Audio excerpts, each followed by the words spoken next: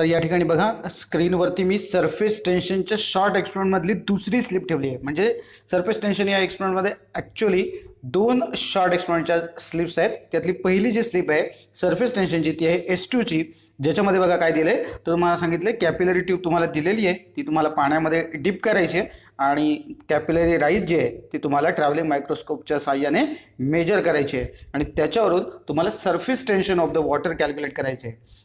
Okay, तर आपण जो मेन एक्सपेरिमेंट केला आहे तिथे 2 गोष्टी आपण ॲक्च्युली मेजर केल्या होत्या. तुम्हाला माहिती आहे की radius of the boar of the capillary tube आणि त्यानंतर आपण कॅपिलरी राईज सुद्धा मेजर केलेला होता, बरोबर आहे.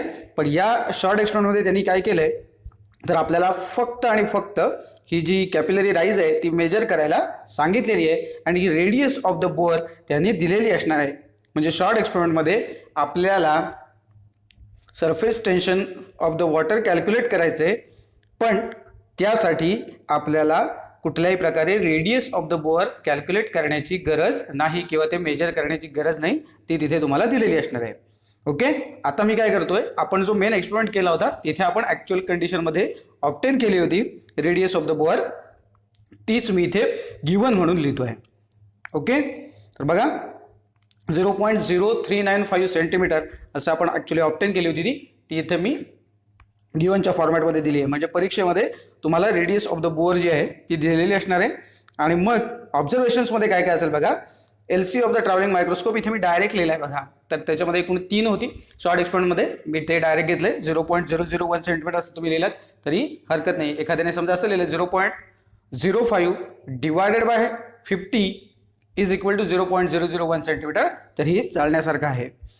पुढचं हे ऑब्झर्वेशन टेबल जे आहे बघा, याच्यामध्ये मिनिस्कस जो आहे तो आपण बघणार आहोत, ज्याला आपण H1 म्हणतोय, जो वॉटर मिनिस्कस असणार आहे. आणि टिप ऑफ द पॉइंटर म्हणजे जी पिन आपण लावलेली आहे, खरं तर आपण आपल्या एक्सपेरिमेंटमध्ये रिफिल लावली होती बघा तिथे, तर तिथलं जे रिडिंग आहे ते H2चं रिडिंग आहे आणि मग H1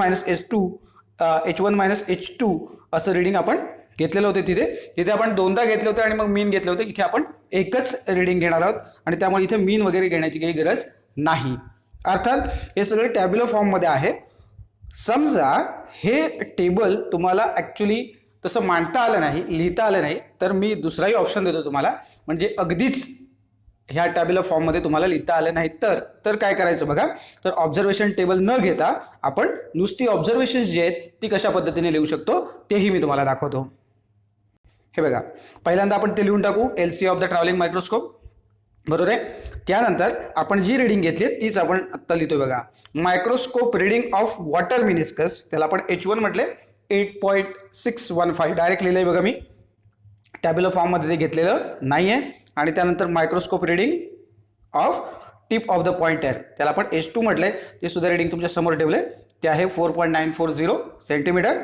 आणि मग हे जे काही H1 H2 आहे, सो कॅपिलरी राईज H ज्याला आपण म्हणतोय ते आहे 3.675 सेंटीमीटर. सो ॲक्च्युली आपल्याला फक्त तेच पाहिजे होतं, कॅपिलरी राईज. सो जर तुम्हाला कठीण वाटलं की आपल्याला आता हे टेबल जे आहे ऑब्झर्वेशन टेबल ते मांडणं, ते लिहिणं थोडंसं अवघड वाटतं, तर या फॉर्मॅटमध्ये अगदी गेलात तरी हरकत नाही.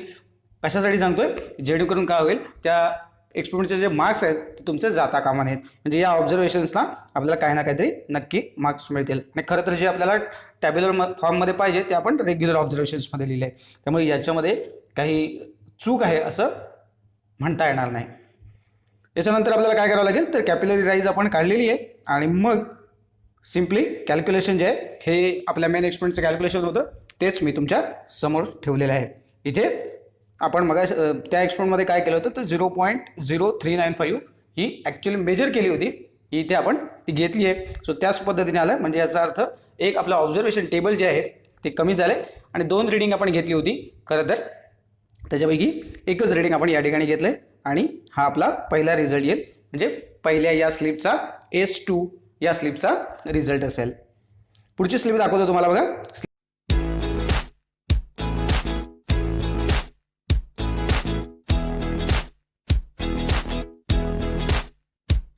स्लिप नंबर S3 जी आहे याच्यामध्ये त्यांनी काय म्हटलं बघा, you are given 2 capillary tubes, immerse them partially in water, measure the capillary rise in each case, hence compare the radii of the bores.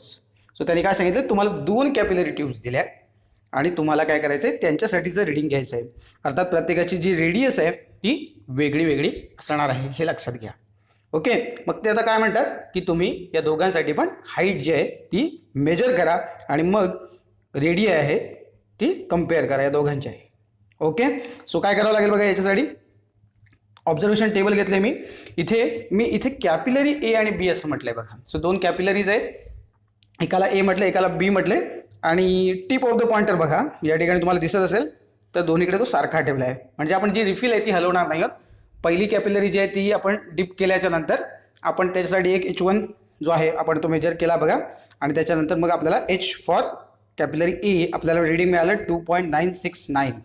Okay, आणि मग आपण ती कॅपिलरी काढणार सरळ सिंपल, पिनला आपण हात लावणार नाही आहोत आणि मग कॅपिलरी दुसरी जी आहे ते त्यात डिप करू आणि मग इथे आपल्याला दिसते हे बघा जे मिनिस्कस आहे हा 7.673 वर गेला. म्हणजे इथे हाईट काय मिळाली आपल्याला तर 2.718. सो या ठिकाणी तुम्हाला दिसतंय की हाईट जी आहे ती कॅपिलरी बी साठी काय झाली, कमी झाली. So HA is greater than HB. आणि मग एवढंच ऑब्झर्वेशन आहे, त्याच्यावरून आपण कन्क्लुजन कसं लिहायचं ते मात्र तुम्हाला दाखवतो बघा. By the formula of the radius of the bore of the capillary tube, आपल्याला माहिती आहे तो फॉर्म्युला आणि त्याच्यानुसार H is inversely proportional to R. कारण एचसाठी जर तुम्ही तो फॉर्म्युला जो आहे आपला सरफेस टेन्शनचा तो जर रिअरेंज केलात तर तुम्हाला definitely H is equal to जो फॉर्म्युला मिळणार आहे त्याच्यामध्ये डिनॉमिनेटरमध्ये आर असणार आहे. याचाच अर्थ असा आहे सिंपल. दुसऱ्या भाषेत आपण असं म्हणू शकतो की एच इंटू आर कॉन्स्टंट, जसं आपण एनएल कॉन्स्टंट म्हणतो तसं एच इंटू आर यांचा प्रॉडक्ट काय असणार आहे तर कॉन्स्टंट असणार आहे. कारण आपण लिक्विड तर सेम ठेवणार आहोत बरोबर आहे. त्यामुळे या परिस्थितीमध्ये काय होईल तर जर आपली हाईट जी आहे ती जर कमी झाली याचा अर्थ रेडियस काय आहे दुसऱ्या कॅपिलरीची जास्त आहे. ओके, आणि म्हणून कन्क्लुजन बघा काय आहे. So as the height of the capillary rise A is more than that for the capillary B, we can say that radius of bore of the capillary B is greater than radius of bore of capillary A. Clear. So या पद्धतीचं आपण conclusion लिहू शकतो कारण त्यांनी आपल्याला सांगितले की त्या 2 रेडियस जे आहेत 2 रेडियाय जे आलेल्या आहेत आपल्या त्यांच्यावरती एक कमेंट करा, कम्पेअर करा. सो आपल्याला कळले की जर हाईट जास्त असेल तर डेफिनेटली काय आहे रेडियस कमी असणार आहे त्या कॅपिलरीची.